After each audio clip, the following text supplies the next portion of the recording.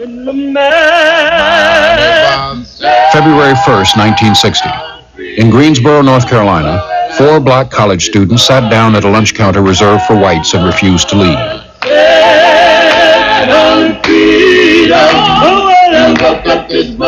This sit-in was a direct challenge to Southern tradition. Well, it's just not the things we're used to down here. I mean, they come in and they sit down, and we're not used to them sitting down beside us, because I wasn't raised with them. I never have lived with them, and I'm not going to start now. Trained in nonviolence, the students refused to fight back. As the sit-in spread, they threatened the established order in cities across the South.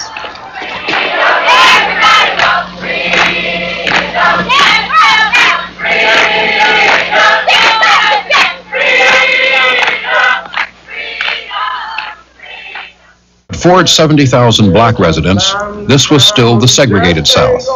Movies, hotels, and city buses were segregated. Blacks spent money in downtown stores, but were refused seats at lunch counters. In Nashville, a generation that had grown up with segregation was about to demand a change. The best things in life are free, but you can give them to the... Nashville's 4 black colleges attracted young people from across the country. For many, segregation would be an unforgettable lesson. I was looking forward in college to really expanding myself and growing. I was taking those kinds of issues very seriously. And that played quite a part when I got to Nashville, and why I so keenly resented segregation and not being allowed to do basic kinds of things like eating at restaurants, in the 10-cent stores, even. So I really felt stifled and shut in very unfairly. The students were drawn to activist Jim Lawson and his workshops in nonviolent direct action. Business to try to accomplish, and that is to try to have one major role-playing experience which sort of tries to set the stage for an actual demonstration, for an actual sit-in. When Jim Lawson came to the city, he began to organize students, right?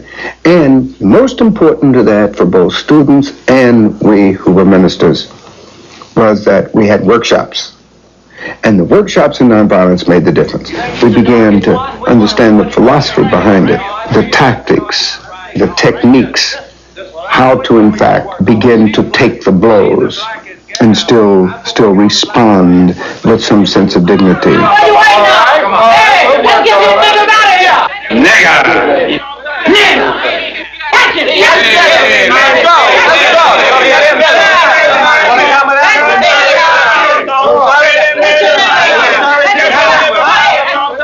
Lawson's plan to confront segregation directly was a bold step. The first target for this direct action would be the lunch counters downtown. John Lewis, Angela Butler, and Diane Nash led students to Nashville's first sit-in. The students were dressed like they were on the way to church. We went into the local stores. These stores were known all across the South, and for the most part, all across the country. We took our seats in a very orderly, peaceful fashion. We stayed there at the lunch counter studying and preparing our homework because we were denied service. The manager ordered that the lunch counters be closed, that the restaurants be closed. We just sit there, and we continue to sit all day long. The first day, nothing in terms of violence or any disorder, nothing happened. The sit-ins continued without incident for almost 2 weeks. Then, on February 27th, a warning. Gangs of toughs were gathering downtown. The students sat in as planned. The police did nothing to protect them.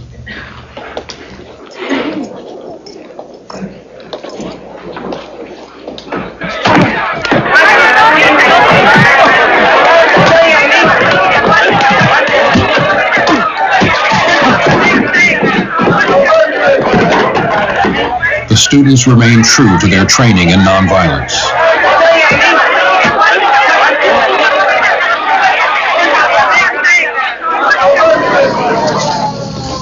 When the police vans arrived, more than 80 demonstrators were arrested and charged with disorderly conduct. The day that the police first arrested us, they announced to us, okay, all you niggers, get up from the lunch counter and, or we're going to arrest you. And their attitude was like, well, we warned you. So they repeated it a couple of times and nobody moved. And, of course, we were prepared for this. So they said, well, we warned you. You won't move. Okay, everybody's under arrest. And then they turned and they looked around at the lunch counter again. And the second wave of students had all taken seats. And they were confounded. They kind of looked at each other like, now what do we do, And they said, well, okay, we'll arrest those two. And they did it. And then the third wave. And no matter what they did and how many they arrested, there was still a lunch counter full of students there. The local black community began to unite behind the students. Black merchants supplied food to those in jail. Homeowners put up property for bail money. Z. Alexander Luby, the city's leading black lawyer, headed the defense. The court found the students guilty of disorderly conduct. John Lewis refused to pay the $50 fine. He chose 33 days in the city workhouse instead. Most of the other students joined him in jail. Growing up in the rural South, it was not the thing to do, not to go to jail. It would bring shame and disgrace on the family. But for me, I tell you, it was like being involved in a holy crusade. It became a badge of honor. Well, have you been to the jail, certainly? Well, have you been to the jail, certainly, Lord? Well, have you been to the jail, certainly, Lord? Certainly, certainly, certainly. Well, if you give you 30 days, certainly. Parents worried that arrest records could hurt their children's future, and they feared for the safety of their children. Well, there was plenty of anxiety on my part, but I always think of what Matthew Jr. told me. And when he called from the jail, he said, "Be cool, mother."